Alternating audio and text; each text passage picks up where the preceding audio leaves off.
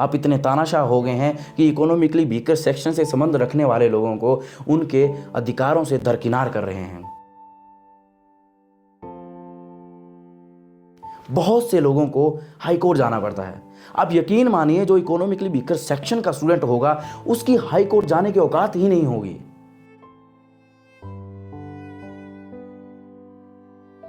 आप लोग जानबूझ के उस तबके को शिक्षा देने से नकार रहे हैं जिस तबके की यह जरूरत थी। बहुत से स्टूडेंट ऐसे हैं जो ड्रॉप आउट कर जाते हैं अपनी फाइनेंशियली कंडीशन की वजह से। बहुत से लोग बोल भी नहीं पाते हैं डर के मारे।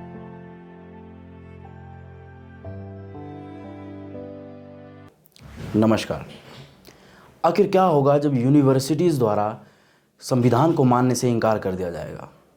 क्या होगा जब संवैधानिक मूल्यों को तार तार कर दिया जाएगा? और क्या होगा जब नैतिकता का पाठ पढ़ाने वालों द्वारा संविधान के नैतिक मूल्यों के साथ खिलवाड़ किया जाएगा? नमस्कार, आप देख रहे हैं टाइम्स ऑफ हिमाचल। मैं हूं रूपांश।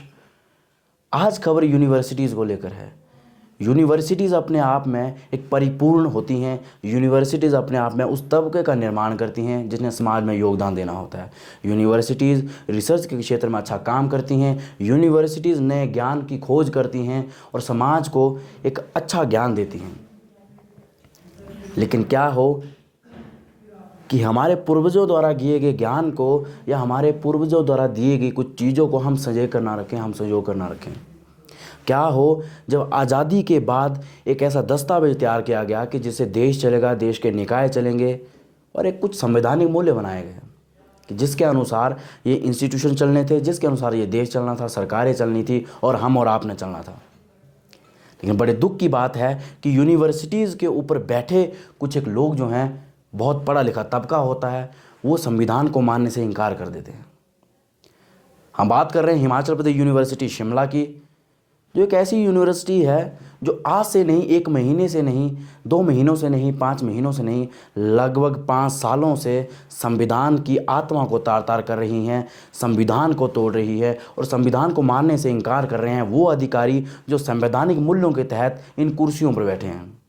जिन लोगों की ये जिम्मेदारी थी कि संवैधानिक मूल्यों को या कॉन्स्टिट्यूशन की जो कुछ वैल्यूज़ हैं उनको संभाल कर संजो कर रखना है और एक ऐसी व्यवस्था बनानी है ताकि किसी के भी अधिकारों का हनन ना हो। लेकिन बड़े दुख के साथ ये कहना पड़ रहा है कि आज तक 5 साल हो गए हैं और हिमाचल प्रदेश यूनिवर्सिटी शिमला द्वारा 5 सालों से ज़्यादा समय हो गया है और इकोनॉमिकली वीकर सेक्शन के जो स्टूडेंट हैं उनके अधिकारों का हनन किया जा रहा है। 2019 में भारत की सरकार द्वारा संविधान में अमेंडमेंट की गई और उसके बाद इकोनॉमिकली वीकर सेक्शन जो लोग हैं, जो इस सेक्शन से संबंध रखते हैं, जो इकोनॉमिकली वीकर सेक्शन है, उन लोगों को नौकरियों या शिक्षण संस्थानों में एडमिशन्स के लिए 10% कोटे का प्रावधान किया गया कि जो इकोनॉमिकली वीकर सेक्शन के लोग होंगे उनको नौकरियों में या शिक्षण संस्थानों में दाखिले के दौरान 10% रिजर्वेशन दी जाएगी। लेकिन बड़े दुख के साथ ये कहना पड़ रहा है कि 2019 से आज तक हिमाचल प्रदेश विश्वविद्यालय शिमला इकोनॉमिकली वीकर सेक्शन जो कोटा है उसको आज सही ढंग से इम्प्लीमेंट तक नहीं कर पा रहा। ताज़ा उदाहरण आपको बताते हैं।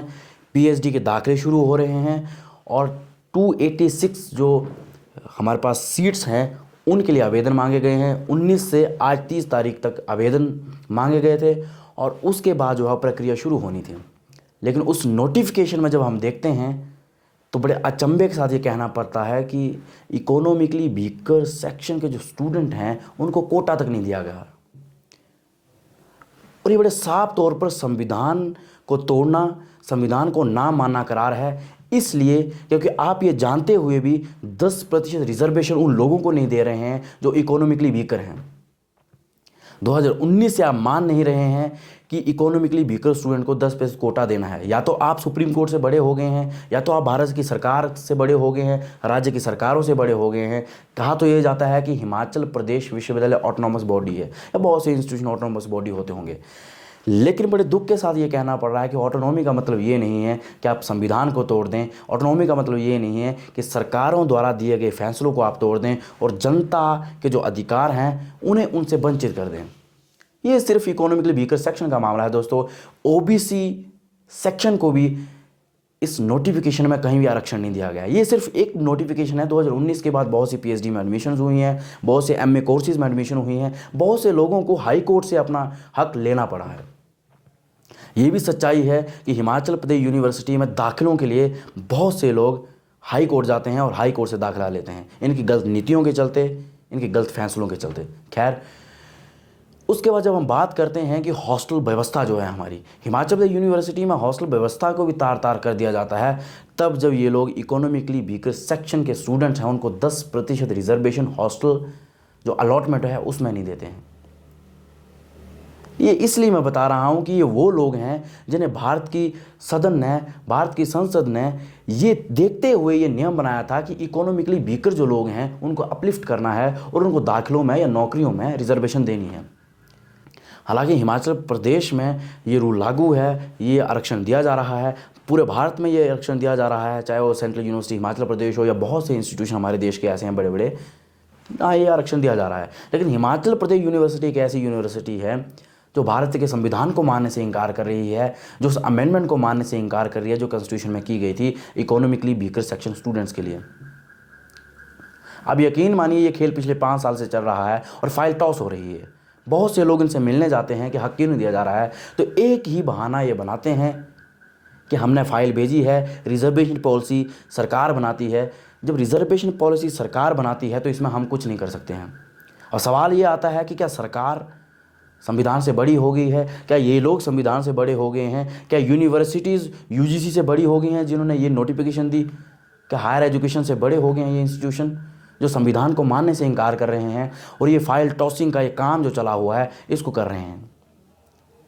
आप जो मर्जी करिए, आप अधिकारियों से मिलिए, आप जिस मर्जी से मिलिए, लेकिन ये आरक्षण नीति आपको बनानी थी, सुचारू रूप से बनानी थी और 2019 में ही आपको बना देनी चाहिए थी। लेकिन आपने बहुत से लोगों का हक खाया है। और ये एक ऐसा इंस्टीट्यूशन है जहां मुख्यमंत्री इस स्टेट के स्वयं इस यूनिवर्सिटी में पढ़े हैं। केंद्रीय मंत्री जेपी नड्डा जी इस यूनिवर्सिटी से पढ़े हैं, बहुत से लोग इस यूनिवर्सिटी से पढ़े हैं। सीपीएम के चाहे राकेश सिंह हो, भाजपा के बड़े बड़े जो कद्दावर नेता हैं वो इस यूनिवर्सिटी से निकले हैं, बहुत से लोग इस यूनिवर्सिटी से निकले हैं।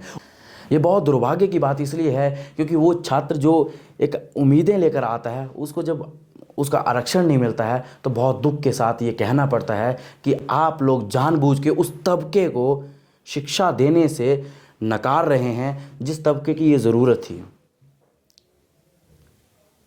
आप नहीं मानते हैं, ये साफ तौर पर बताता है कि पिछले 5 साल हो गए हैं आप नहीं मानते हैं कि आरक्षण भी कोई चीज़ होती है, आप नहीं मानते हैं कि संविधान भी कोई चीज़ है, आप नहीं मानते हैं कि सरकारें भी कोई चीज़ है। आप इतने तानाशाह हो गए हैं कि हिमाचल प्रदेश के छात्रों का हक खा रहे हैं। आप इतने तानाशाह हो गए हैं कि इकोनॉमिकली वीकर सेक्शन से संबंध रखने वाले लोगों को उनके अधिकारों से दरकिनार कर रहे हैं। बहुत से लोगों को हाई कोर्ट जाना पड़ता है। आप यकीन मानिए जो इकोनॉमिकली वीकर सेक्शन का स्टूडेंट होगा उसकी हाई कोर्ट जाने की औकात ही नहीं होगी, वो कहाँ जा पाएगा। अगर उसकी जाने की औकात होती तो वो इकोनॉमिकली वीकर सेक्शन में ना होता, अगर उसकी जाने की औकात होती हाई कोर्ट तो इस यूनिवर्सिटी में ना पढ़ता, वो कहीं और पढ़ता, कहीं और पढ़ाई करता। खैर, चंद लोगों को दबा दिया जाता है, चंद लोगों की एप्लीकेशन रद्दी में फेंक दी जाती हैं। जो साथ में अधिकारियों ने डस्टबिन रखे होते हैं उनकी अगर जांच की जाए तो शाम को बहुत से रिप्रेजेंटेशन ऐसी मिलेंगी जो रद्दी की तरह फेंक दी गई हैं। जो लोग इतनी दूर से रिप्रेजेंट करने के लिए आए होंगे उनको उनकी रद्दी समझ कर फेंक दिया होगा और फ़र्क भी नहीं कोई पड़ता है, क्योंकि जो लोग 2 लाख 3 लाख सैलरी ले रहे हैं उन लोगों को उस इकोनॉमिकली वीकर सेक्शन से संबंध रखने वाले स्टूडेंट से क्या पीड़ा होगी? नहीं पीड़ा हो सकती है। और ये जो चाल चलन चला हुआ है ये लगभग 5 सालों से चला हुआ। आप यकीन मानिए 2019 से रिजर्वेशन मिली है लेकिन आज भी स्टूडेंट्स को दरकिनार किया जा रहा है। हम उस इंस्टीट्यूशन से ये उम्मीद नहीं रख सकते हैं जिस इंस्टीट्यूशन में हाई तबका इंटेलेक्चुअल लोग रहते हों और इंटेलेक्चुअल तैयार किए जाते हों और रिसर्च की जाती हो, अच्छा ज्ञान जो है वो इनोवेट किया जाता हो, अच्छी इनोवेशन दी जाती हों। कम से कम उस इंस्टीट्यूशन से हम ये उम्मीद नहीं कर सकते हैं कि वो किन्हीं बच्चों के अधिकारों को खा जाए, जो किन्हीं बच्चों को उनके अधिकारों से वंचित रखे। अब यकीन मानिए इनके ज़मीर पता नहीं जिंदा होंगे कि नहीं होंगे। हम जैसे लोग बोल भी पाते हैं लेकिन बहुत से स्टूडेंट ऐसे हैं जो बोल ही नहीं पाते हैं। बहुत से स्टूडेंट ऐसे हैं जो ड्रॉप आउट कर जाते हैं अपनी फाइनेंशियली कंडीशन की वजह से। बहुत से लोग बोल भी नहीं पाते हैं डर के मारे। ये था मामला दोस्तों संविधान को तार तार करने का, संविधान को ना मानने का। ये इसलिए क्योंकि इस देश में अगर कोई भी घटना होनी है, कोई भी चीज़ होनी है तो संविधान के अनुसार होनी है। पूर्वजों ने आज़ादी के बाद इसलिए ये संविधान बनाया होगा क्योंकि उस समय हमारे अधिकारों का हनन हुआ था। अंग्रेजी व्यवस्था ने, अंग्रेजों की व्यवस्था ने हमारे अधिकारों का हनन किया, इसलिए हमें फंडामेंटल राइट मिले। इसलिए ये बहुत बड़ा दस्तावेज बनाया गया, इसीलिए ये भारत की सरकार को सौंपा गया, इसीलिए ये जनता के भी सौंपा गया कि जनता अपने हिसाब से इस सिस्टम को चलाएगी और किसी के भी अधिकारों का हनन नहीं होगा, किसी के भी अधिकारों का उससे वंचित नहीं रखा जाएगा। लेकिन उन लोगों से ये उम्मीद नहीं थी, जो लोग इंटेलेक्चुअल तबका है, जो लोग संवैधानिक मूल्यों के तहत इन कुर्सियों पर बैठे हैं, उन लोगों से ये ऐसी उम्मीद नहीं थी। लेकिन 5 सालों से ये धंधा चला आ रहा है, क्योंकि ये ना तो सरकारों की सुनते हैं, ना संविधान की सुनते हैं, ये सिर्फ सुनते हैं तो माननीय हाई कोर्ट की। और हमने देखा है बहुत से मामले ऐसे हैं जो फोर्सफुली करवाए गए हैं। बहुत से लोग जो वहाँ हाई कोर्ट जाते हैं और वहाँ से जीत कर आते हैं, तब अपनी एडमिशन लेते हैं, तब अपने बहुत से अधिकारों को लेते हैं। ये था दोस्तों मामला। आप देख रहे थे टाइम्स ऑफ हिमाचल। मैं हूँ रूपांश। अन्य खबरों के लिए बने रहे हमारे साथ। शुक्रिया।